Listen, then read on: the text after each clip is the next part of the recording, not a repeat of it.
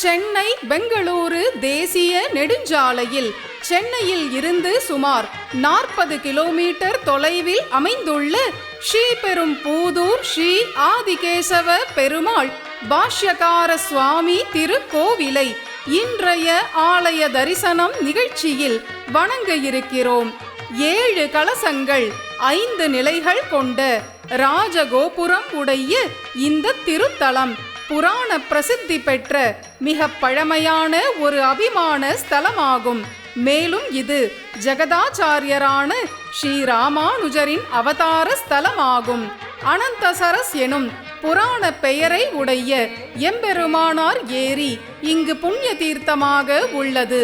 சுகேது என்றொரு பாண்டிய மன்னன் பலகாலம் புத்திரபாகியம் இல்லாமல் இருந்து சிவனாரை குறித்து தவம் செய்து சிவனின் உத்தரவு படி பூதபுரி க்ஷேத்திரம் வந்து இந்த அனந்தசரஸில் புண்ணிய நீராடி பெருமாளை வழிபட்டு புத்திர பாக்கியத்தை அடைந்தான் என்று தல வரலாறு கூறுகிறது.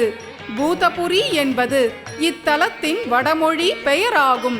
பூத கணங்களுக்கும் ஹரித மன்னனுக்கும் இங்கே பெருமாள் பிரத்யக்ஷம். ஒரு சமயம் கைலாயத்தில் ருத்ர தாண்டவத்தின் போது உருத்திரனின் வஸ்திரம் விலகியதை கண்டு பூதகணங்கள் பரிகாசம் செய்து சிரித்தன.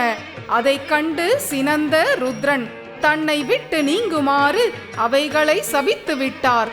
வருந்திய பூதகணங்கள் பிரமனின் ஆணையின்படி இத்தலத்திற்கு வந்து நாராயணனை குறித்து கடும் தவம் செய்ய பெருமாள் ஆதிகேசவனாக பூதகணங்கள் முன் தோன்ற தாங்கள் மீண்டும் சிவகணங்களாக ஆக வேண்டும் என பூதங்கள் பெருமாளை வேண்ட பெருமாள் உடனே ஆதிசேஷனை கொண்டு இங்கே ஒரு புண்ணிய தீர்த்தத்தை ஏற்படுத்தி அதில் பூதகணங்களை நீராடச் செய்து சாப விமோசனம் அளித்தார்.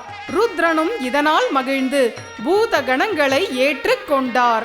ஆதிகேசவ பெருமாள் திருக்கோவிலின் நுழைவாயிலில் துவஜஸ்தம்பத்தையும் பலிபீடத்தையும் வணங்குவோம்.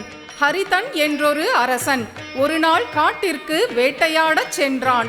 அப்போது ஒரு புலி பசுவை கொல்ல அதனை நெருங்கியது.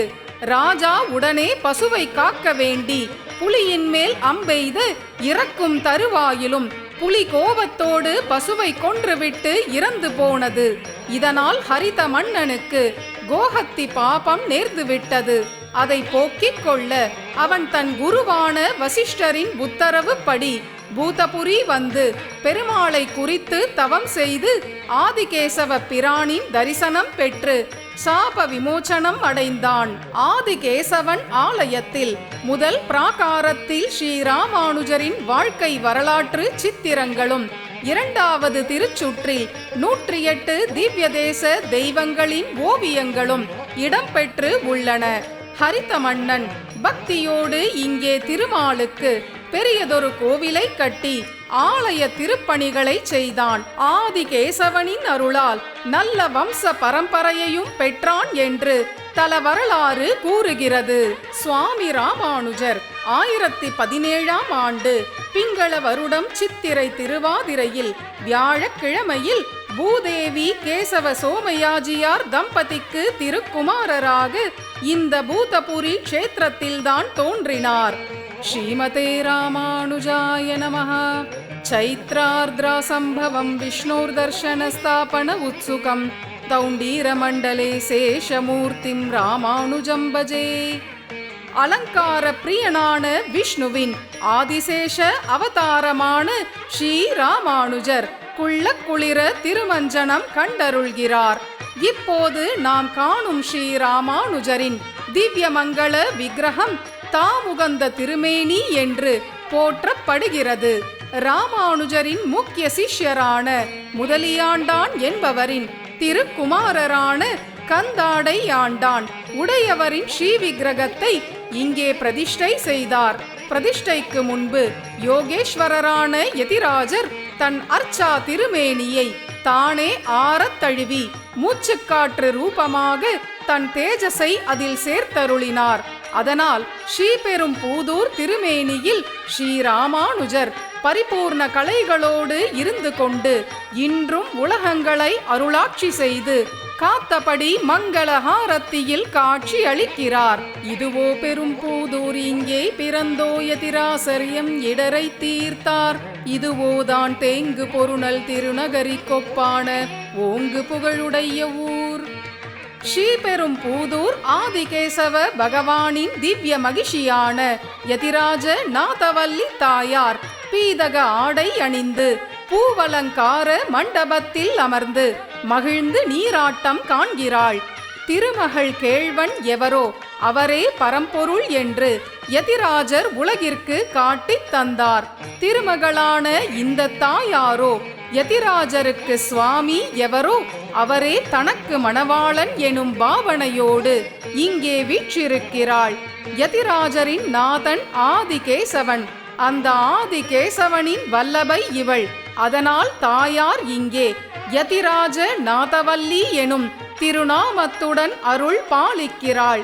வேறு எந்த கோவில் தாயாரும் தன் பெயரிலேயே ஒரு ஆழ்வாரையோ ஆச்சாரியரையோ கொண்டுள்ளதாக காணப்படவில்லை.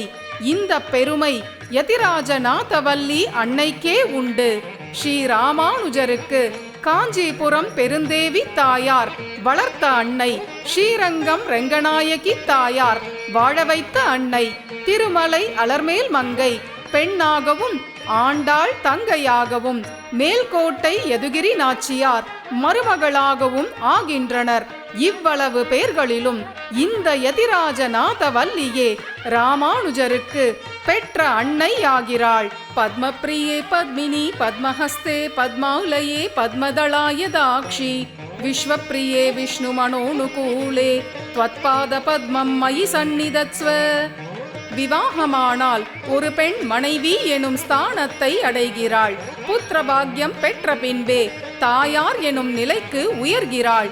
அதுபோல ஆதிகேசவனோடு திருக்கல்யாணமாகி விஷ்ணு பத்னியாக இருந்த தாயார் ராமானுஜரை பெற்ற பிறகே யதிராஜ நாதவல்லியாக ஜெகன் மாதாவாக பெருமை பெற்றாள். ஆச்சாரிய அவதார ஸ்தலங்களுக்கெல்லாம் நடுநாயக மணியாய் ஸ்ரீபெரும்பூதூர் இருப்பதால் கும்பஹாரத்தி சேவையில் இத்தல தாயார் யதிராஜ நாதவல்லி நாயக பெண் பிள்ளையாய் திகழ்கிறாள். பெரும்பூதூர் மாமுனியின் அன்னையான யதிராஜ நாதவல்லி நாச்சியார் சுவர்ண மாலை, கமல மாலை, பவழமாலை சூடி ஆதிகேசவ ஹாரம் மங்கள சூத்திரம் தாங்கி வண்ணச் சிற்றாடை அணிந்து கேசவனுக்கேற்ற கேச பாசங்கள் கொண்ட குழல் அழகியாக நாள்தோள் நங்கையாக அபயவரத கரம் காட்டி அருள் பாலிக்கிறாள். இத்திருத்தல பெருமாள் ஆதிகேசவன் உற்சவர் சங்கு சக்கர தாரியாக அபய ஆஹ்வான கரம் காட்டி 16 உபசாரங்களை ஏற்றுக்கொண்டு திருமுகத்தில் கருணை ததும்ப உபய நாச்சிமாருடனும் உடையவருடனும் திருவருள் புரிகிறார். ருத்ரனால் சபிக்கப்பட்ட பூதகணங்கள் ஆதிகேசவன் திருவருளால் சாப விமோசனம் பெற்று இங்கே ஒரு நகரை நிர்மாணித்து தேவர்கள், ரிஷிகள், ராஜாக்களை கொண்டு பெருமாளுக்கு பிரம்மோற்சவம் நடத்தி மகிழ்ந்தன. பூதகணங்கள் ஏற்படுத்திய நகராதலால் பூதபுரி என்றும், ஸ்ரீராமானுஜரின் அவதாரத்தால் பெருமை பெற்ற ஊர் என்பதால் ஸ்ரீபெரும்பூதூர் என்றும் இத்தலம் அழைக்கப்படுகிறது. ஸ்ரீராமானுஜரின் திவ்யமங்கள விக்கிரகம் ஸ்ரீபெரும்பூதூரில் பிரதிஷ்டையான தினம் தைப்பூசம். ராமானுஜருக்கு முற்பட்ட ஆச்சாரியர்கள் உடையவரின் திருமுடி சம்பந்தம் பெற்றோர் என்றும், பிற்பட்ட ஆச்சாரியர்கள் திருவடி சம்பந்தம் பெற்றோர் என்றும் வழங்கப்படுகின்றனர். வாரணம் பைய நின்று ஊர்வது போல ஆலயத்தை வலம் செய்து வாரணம் சூழ அன்னையரோடும் அண்ணலோடும் வீதி புறப்பாடு காண்கிறார் உடையவர். ஸ்ரீராமானுஜருக்கு இயற்பெயர் இளையாழ்வார். காஞ்சி வரதராஜ பெருமாள் அருளிய பெயர் யதிராஜர். திருவரங்கன் சூட்டிய பெயர் உடையவர். திருக்கோட்டியூர் நம்பி வழங்கிய பெயர் எம்பெருமானார். சாரதா பீடத்தில் சரஸ்வதி தேவி அளித்த பெயர் ஸ்ரீ பாஷ்யகாரர். ஸ்ரீ ஆண்டாள் அழைத்த பெயர் கோவிலண்ணா. நம்மாழ்வார் வைத்த பெயர் பவிஷ்யதாச்சாரியர். தாஸ்யநாமம் ஸ்ரீ ராமானுஜன் என்பதாகும். உடையவர் 74 குரு பீடங்களை ஏற்படுத்தினார். இவர் காலத்தில் 700 துறவிகளும் 700 பெண் பக்தைகளும் 9000 ஸ்ரீ வைஷ்ணவர்களும் 12000 மெய்யடியார்களும் 700 அரையர் பெருமக்களும் வாழ்ந்திருந்ததாக வரலாறு கூறுகிறது.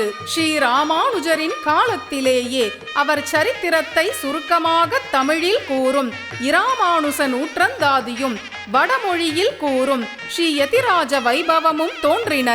ஸ்ரீ ராமானுஜர் 9 நூல்களை அருளிச் செய்தார். அவை நவரத்தினங்கள் என்று போற்றப்படுகின்றன. இராமானுசனை தொழும் பெரியோர் எழுந்திரைத்தாடுமிடம் அடியேனுக்கிருப்பிடமே.